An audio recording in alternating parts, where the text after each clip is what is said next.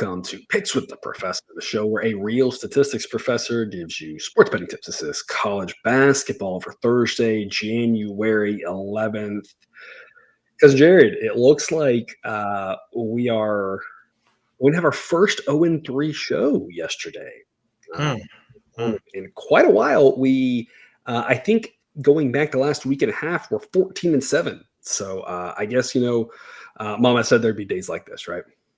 Yeah, that's exactly right. And for, some people, we've turned the page on 2024. College football is officially over.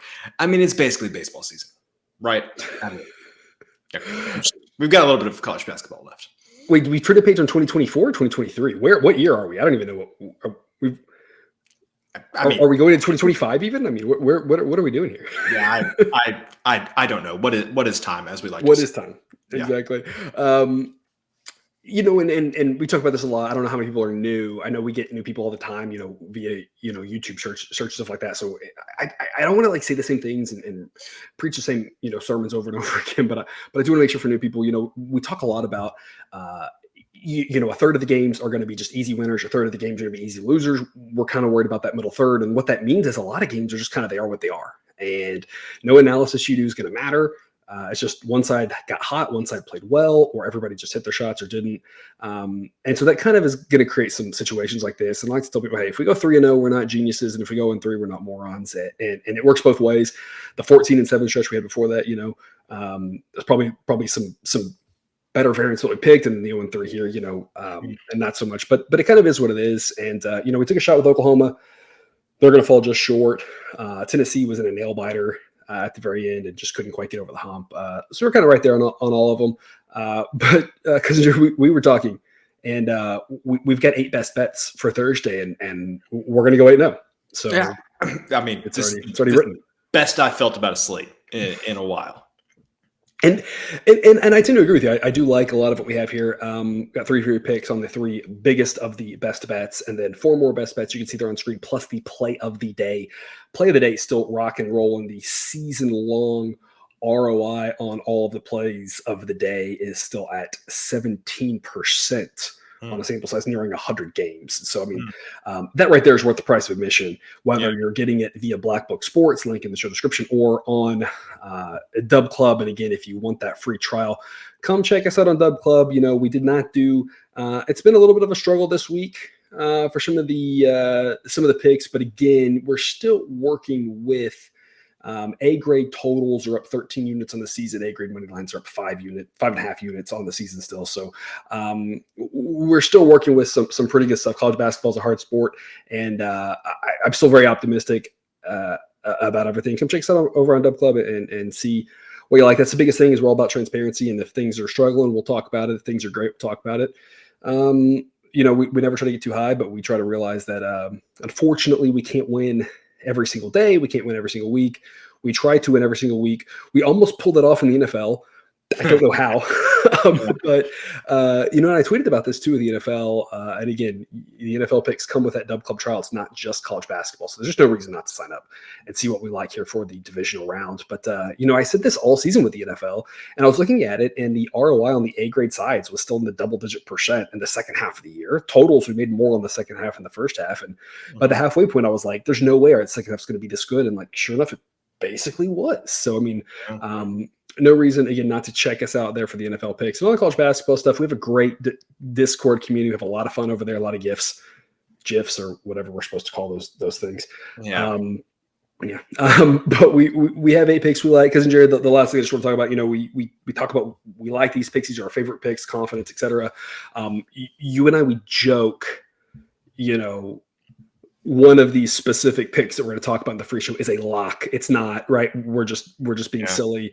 We will talk about specifically, the mountains of dollars this team has made us, but that doesn't mean they're going to win this game. And that's why we preach responsible betting with regards to never putting more than 5% of your bankroll on one pick, typically never more than 3 on one pick, keeping it so insane. That way, if you have a down day, you lose a little bit, but that's okay. You come back the next day, and that way, it's slow and steady increases. We're not trying to hit the lottery here. And so we do like these picks, but you never really know what's going to happen in one game. Our confidence comes in the large sample size totality of picks, 100 picks, not one. So all those things, just of course, keep in the back of your mind. But with that said, our favorite picks in the best games, one of the better games, the Florida Atlantic at Tulane.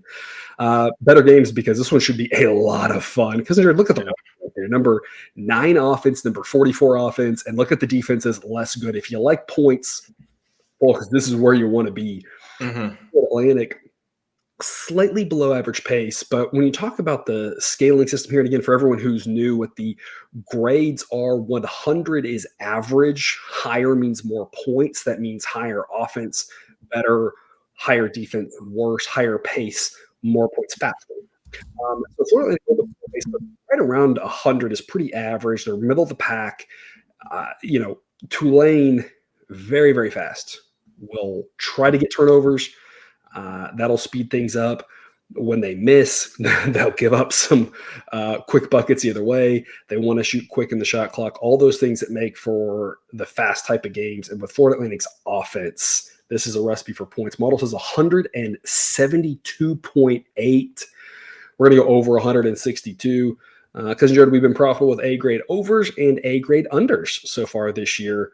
And part of the reason why is the books have kind of missed that it's easier to speed a team up than slow a team down. We've talked about it a lot this year. So I kind of feel like we're just kind of running through the greatest hits of all the points we've made all season here in this over.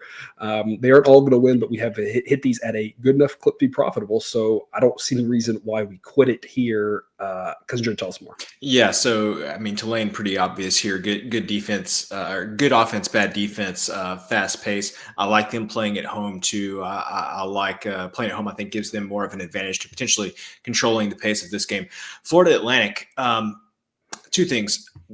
Recently, they haven't put up too many points, or the games haven't been too high scoring. But they played Charlotte, East Carolina as of recent, and Florida Gulf Coast teams that are not known for scoring a lot of points. So if you look at their recent scores, I would say look at who they've also played against in those games. But then let's look at the flip side of that. Let's go look at games where they have played other teams with good offenses and like to get up and down the court.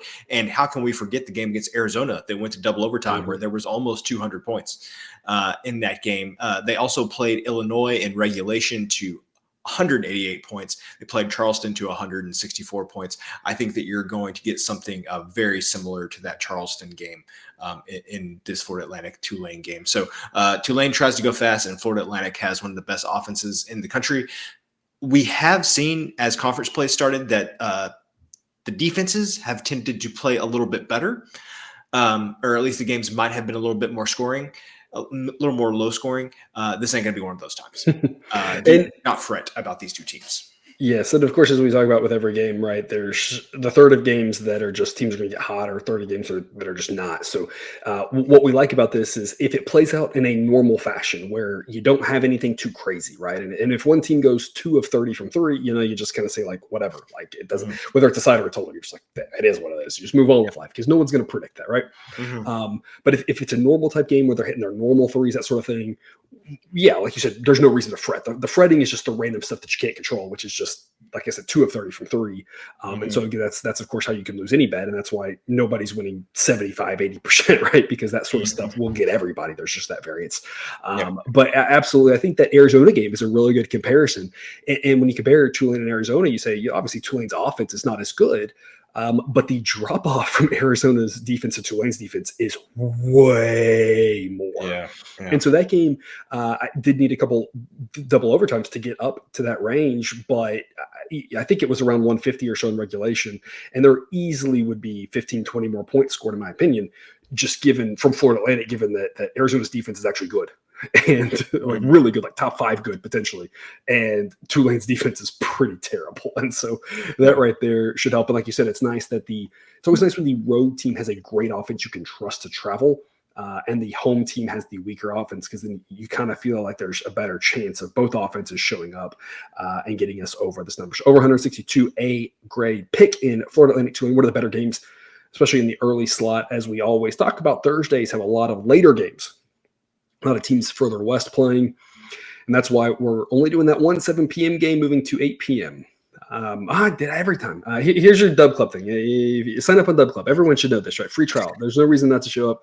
This is what you get every game. So here's your one for Florida Atlantic Tulane. You can pause, of course, and see, but the model predicts an average of 90, 91 or so for Florida Atlantic, and Tulane to get about 82. You can see the thresholds needed for A-grade money lines, probabilities, what it thinks the spread should be. It says it should be Florida Atlantic by 8.2. Paces and efficiencies and blah, blah, blah. Anyway, 8 p.m., South Dakota State and St. Thomas.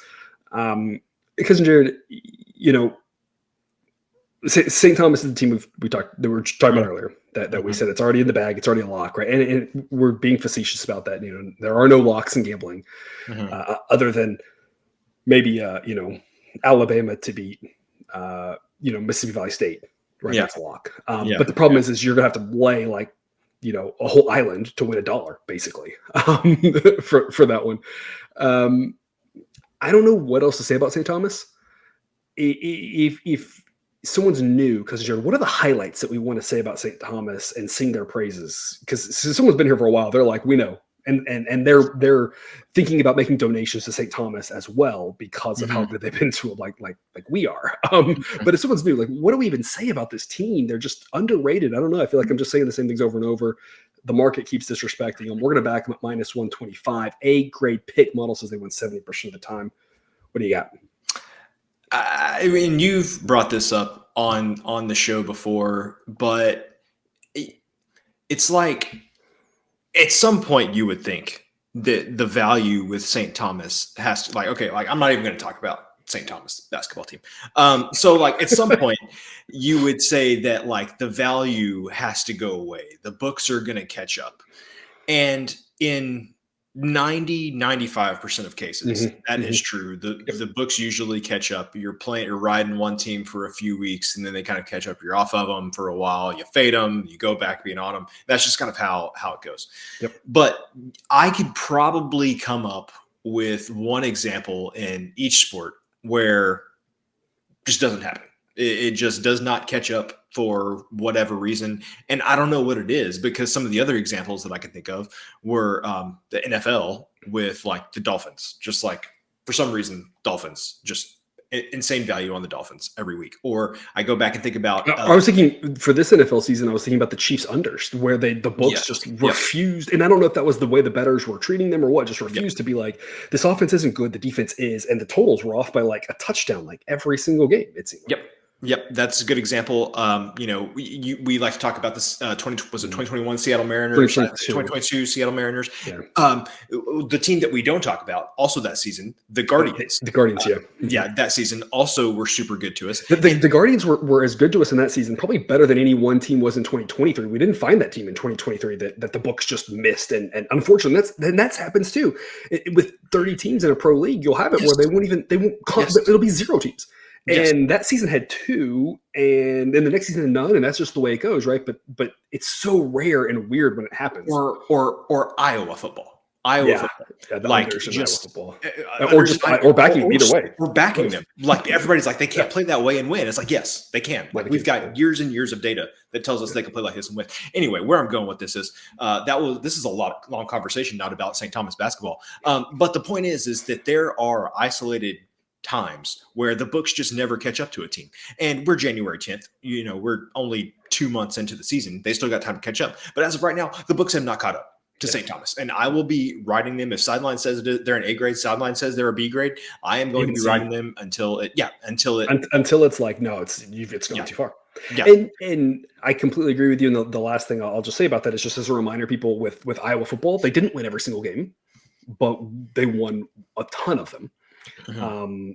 The Mariners that year, the Guardians that year, they obviously didn't win every single game, but they won a ton of them. And even with those teams with baseball specifically, we weren't backing them every game. We were just backing them 5 or 6 times a week, and they tended to win 4 of the 5 or something like that. And that's the thing, right? The St. Thomas is not going to win out the rest of the season, but at least until it catches up, I'm perfectly fine backing them and just being hey, we know they're going to lose randomly one of them. That's okay. They're going to have an off night, but we've made so much off of them until the books align with where the model is on this one. I just don't see any reason why we should be backing them. It's really that straightforward. We did talk a lot not about basketball, and so if you're new here, right, we like to talk about how sports betting is math. And that's, of course, my specialty. I have a PhD in statistics. And one of the reasons I think we do so well with model money lines is it's probability. People don't like or do well with probability, but it's probability math. That's what a lot of sports betting is. And ironically enough, my sister-in-law is a math teacher. And she told me the day they were covering probability that day. And I said, probability is my least favorite part of math. You can hear me talk about it 3 times a week. So there you go. There you go. All right. Moving to the late one, 9 p.m. Eastern, UCLA and Utah. And Cousin Jared, you kind of end up with the days mostly with our schedules doing the shows where you get the weaker slates. You don't get to talk about the bigger schools. We do get some Pac-12 games here. We get a lot of the West Coast games, a lot of the Big West. Plays Thursday, Saturday, the Summit, which is a little bit further west. Of course, we just talked about a couple of the West, the WCC I think plays a lot on Thursday, Saturday, and the Pac-12 kind of splits. They do some Thursday, Saturday, some Friday, Sunday. Everyone knows how those road trips work, which is very unique and very fun. Unfortunately, RIP Pac-12. Jake usually gets the nights that have the bigger games and the bigger schools. I would love to hear his take on this UCLA team, because what in the world? Let's get back to basketball now. We'll come back to the math. What in the world UCLA like? That offense is just terrible. They still got a good defense, but I mean, they've played down to their competition, and or are just offensively inept. And the teams that they should be beating, 70 to 60. They're losing 60 to 55 to, because they just can't score. It blows my mind. Because the thing I just want to mention with this is that going to Utah on these road trips is very, very tough. The elevation, the distance the Pac-12 team. So Pac-12 has some of the biggest home court edges to college basketball, because the distance you travel is a lot. You're traveling a lot in college basketball. You're not quite traveling as luxuriously as you are in even the big schools as football, because you're taking away more trips. You don't have the money to do that like you would football quite the same way. These are tough road trips. Utah's a tough place to play. With UCLA's offense, if they go cold at all, and they should, if history's any indication, that's going to make Utah have a pretty easy chance of being one of those home teams that runs away with it. We talked about A-grade spreads really kind of struggled early on. I did some, pulled them, kind of made them all B grades, did some reformulations, looked at some things, kind of, tried to figure out what's going on with them.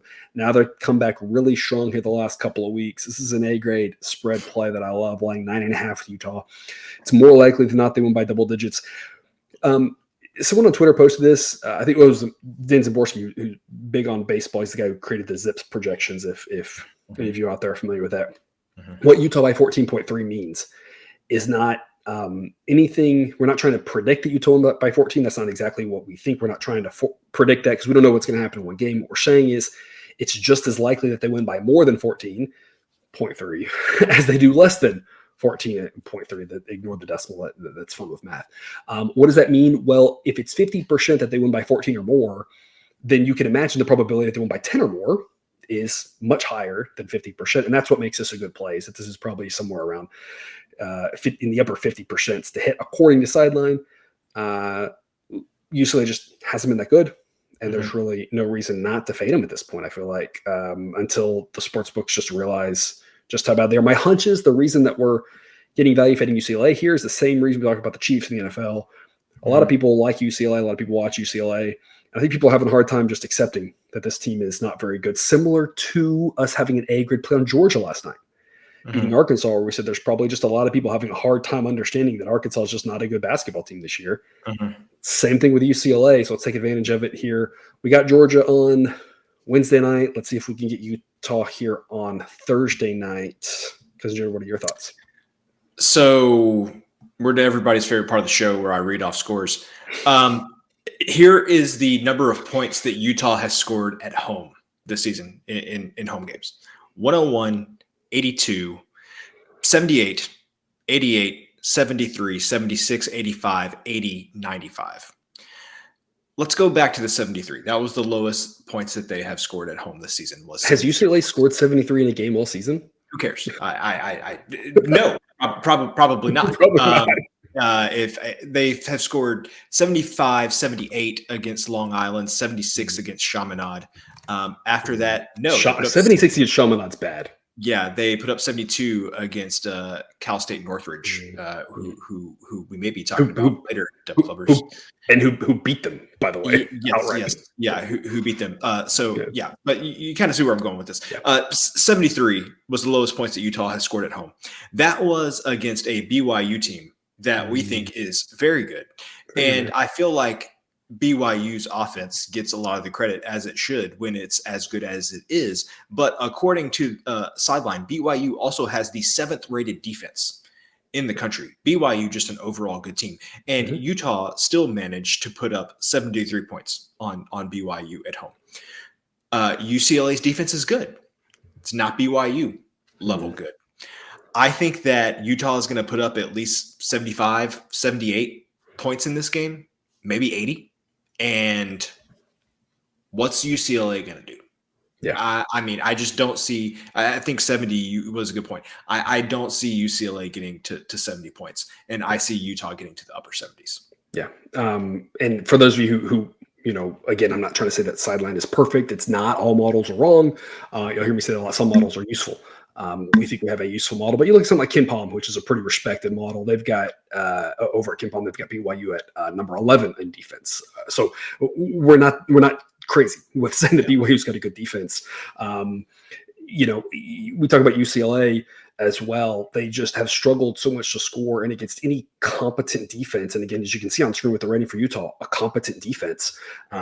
Those are the types of teams that UCLA's put up 50, mid 60s on. I mean, I would say that I expect UCLA to score about 60-ish points. You'd expect Utah to score mid upper 70s, and that's just thinking through it logically. I actually don't even know the projection. I'm going to look right now at what the model says the projection is. Model projects 75.6 to 61.3, which is kind of where I like UCLA around 60. Like UCLA's had a lot of games against teams like Utah on the road or neutral site where they've scored 50 something. And they've had a few that they've gotten into the mid 60s, but about 60 for them. Like you said, mid upper 70s for Utah. Again, same caveats, right? Anything can happen in one game if one team gets hot or cold or whatever, right? So we talk about those things happen. In the long run, that'll balance out, assuming we have a normal-ish game where there's not something you look at the box score and you're like, whoa, what the heck happened here? Utah should handle their business and win this one pretty handily. These are tough road trips, both to Utah and Colorado, the two notoriously tough ones. So we're going to back the Utes here minus 9.5 grade. And that doesn't even account. So I agree. It is tough to go to Utah and play. I think Utah, I'm on watch for this after the 12-point loss to Arizona State on the road last week. Utah itself may get a bump playing at home. So not only kind of the downgrade you get from the traveling team, but I think Utah gets a more substantial bump than most teams by playing at home. Yeah, absolutely. This is the weird week where the teams do the crisscross thing, where Utah then goes to Stanford on Sunday, and Colorado is playing at Cal right now, and then I think goes home and play this is the weird crisscrossing one. It's the one time a year where or one of two times a year I think where it doesn't play the normal road trips. And so we have to talk about the second game as well being really tough with that, but none of that really matters that it's the weird crisscross thing for this game because the first one's still tough at the altitude. And like you said, Utah, just a much better team at home. And like we said, the home court edges in the Pac-12 are huge. That's why we like the Utes to win. Big A grade pick. There's your recap. Again, you can join us for the extended cut, which we affectionately call Study Hall. It also is an ad-free version if that interests you. Get other A-grade picks and, of course, the play of the day, which, again, is worth the price of admission by itself. Because, Jordan, we should really start playing the play of the day at a higher unit level, but, Don't worry. I convinced myself I didn't do it, thankfully, but I was like, why am I not playing this Holy Cross Navy under at double the amount because I am so confident this game's going under. And then it got to 150 points. And so that's why. Hey, but at least for me personally, good news is I did actually play at double amount, the play of the day under, which was Jacksonville State Liberty, which you loved. And we talked from the start. You were like, oh my gosh, this is Liberty under. I'm loving it. Yeah. And we got under 128.5. I think the game had 112 points in it. If I remember Mhm. correctly on that, and the model projected 120. So the model was like, "Well, you're way off," and it actually went under what the model Yeah. thought from that one. So again, a lot of benefits over there in Dub Club. Sign up link in the show description. It'll take you right to the page. Free 1 week trial. Come check it out. See if you like it. Again, we have a lot of fun over there in the Discord. If we're helping you make money, help support us. We really appreciate your patronage. Otherwise, Cousin Jared, before we take a 60-second pause for some instructions, I don't know, notes, I don't know, whatever you want to read through while the music's playing, what would you like to tell the people? I got nothing.